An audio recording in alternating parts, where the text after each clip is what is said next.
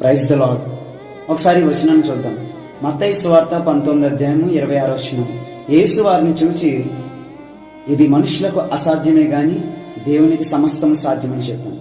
కొన్నిసార్లు మన జీవితంలో ఎన్నో కష్టాలు, బాధలకి మన హృదయంలో ఉన్న ప్రతి వేదనకి కన్నీళ్లు ఏరులై పారుతూ ఉంటాయి. మన పక్క వాళ్ళకి దానికోసం చెప్తే కొంచెం బాధ తీరుతుందని మనం ఆలోచన చేసినట్లయితే దానివల్ల ఎటువంటి ఉపయోగం ఉండదు.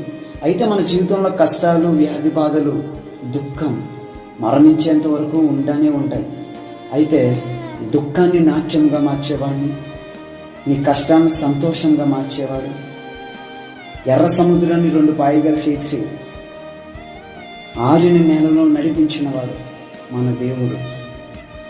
దేవుడే పరిష్కారమని నమ్మి దేవుని సన్నిధికి వెళ్ళిన హన్నాకు సమూయేలు వంటి గొప్ప ప్రవక్తను దేవుడు బహుమానంగా ఇచ్చాడు. నేటికి నా జీవితాన్ని ఉత్తేజంగా నడిపించడానికి మన మధ్య ఇంకా సజీవంగా ఉన్నాడు. ఆమేన్. నమ్మినట్లయితే దేవునికి ప్రార్థించాడు, దేవుని సన్నిధికి వెళ్ళు, ఆయన నీ జీవితానికి గొప్ప బహుమానం దయచేయబోతున్నాడు. ఆమేన్. హల్లెలూయా. Praise the lord.